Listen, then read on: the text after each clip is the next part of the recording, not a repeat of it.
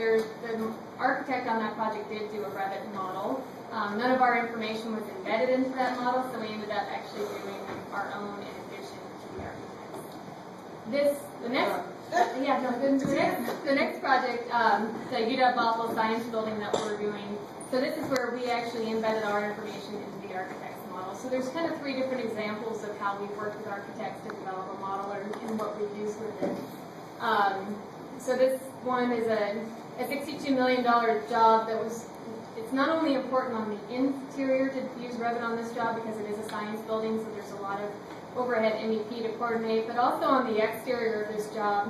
I don't know if any of you have been to the Bothell campus.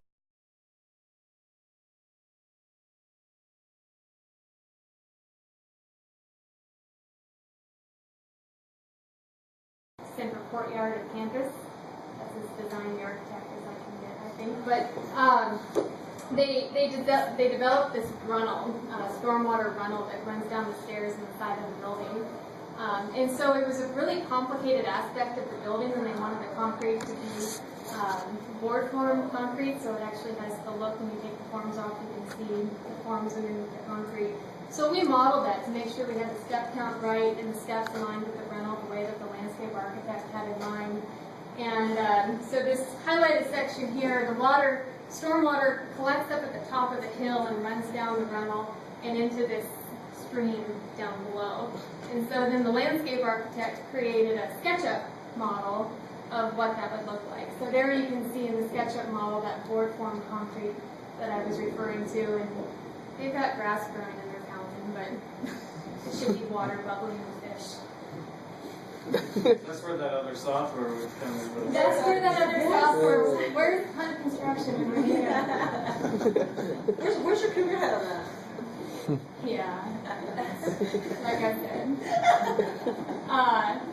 And so then again, the board form is this architect's claim to fame, so it was throughout the building. And this is just an illustration of our crews applying the board form and then what the finished product looked like at the end of the day. So the question came up, how do you pay for BIM? And it's really just in the questions. An RFI in a traditional sense runs about $1,000 to $1,500 in RFI, just in the time it takes to process the RFI, review what's in the question, and then if it adds cost to the job, on average, it's $1,000 to $1,500 per RFI. On this project, we've only asked 8. Not that there still haven't been questions, but they've just been handled throughout the model process. So if you think about it, $63,000 in savings a quarter of the way through the project. That is how you pay for that person. And speaking of that person, here we go. So Lewis and the BIM profession, we're actually taking a very different approach to BIM than most companies are. First, this is more about the soft skills. You're learning how to do a cost estimation, learning about construction management, learning about design and interiors and all of this, and you're learning all of that from your professors. But there are things that Lewis looks for that these guys, as good as they are, can't teach you. Are you an entrepreneur? You have that spirit. Are you an innovator? When you look at the box, do you think, how to make it better? That's what Lewis is looking for as people join into the corporate culture of Lewis. And that's where a lot of this BIM stuff comes from. Some of these processes were actually developed in the field. They weren't hey, we're reading the story and go, yeah, let's apply that. It was someone who saw something in the field and went, you know what, there's a better way of doing that. There's a better mousetrap, right? And that's what we're looking for. And so our projection forward is the PE at 2015, that's what we call it. So we're not there yet. This is what we're looking to do. The gentleman in the top image there, we kind of call him the virtual superintendent, right? He does the BIM coordination and the BIM modeling. We have PEs doing that now. He does it also, he's really good at it. But these are the skills that we're looking for a PE to come in, because we're giving you giving you software, and we're giving you the tools to make your job as a PE easier.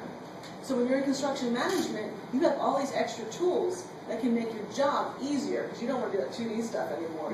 You want that 3D model. But this is what you have to know how to do. The Navisworks, creating the schedules, understanding the models, understanding the software. There are people who support you with this. But these are things that you have to know how to do. And, oh, yeah, the middle picture. Let's talk about that one.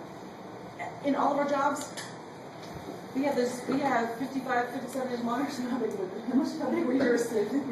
Mine was a little guy. Yeah. 1055. You only have 55?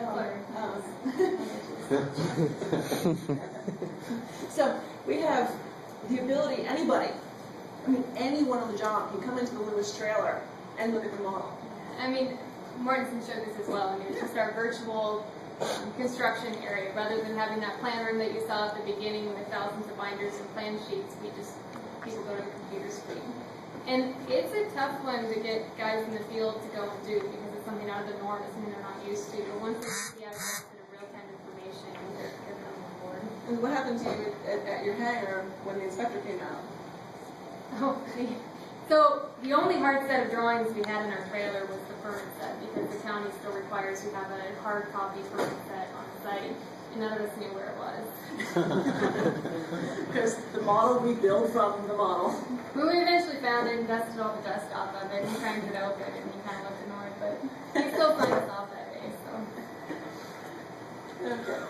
So we're going to do questions and answers, but if you want to, Lewis has a website, a Facebook page. I have a Twitter feed for BIM, and also Lewis has a LinkedIn page. So, social media, people are into that. So we're going to open up the questions and questions you guys have. Or did we overwhelm you with this? So has anyone here done an internship where they've used Revit or